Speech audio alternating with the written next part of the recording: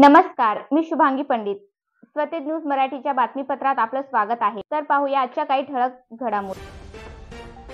आखाडा बाळापूर येथे आमदार संतोष बांगर यांचा सत्कार.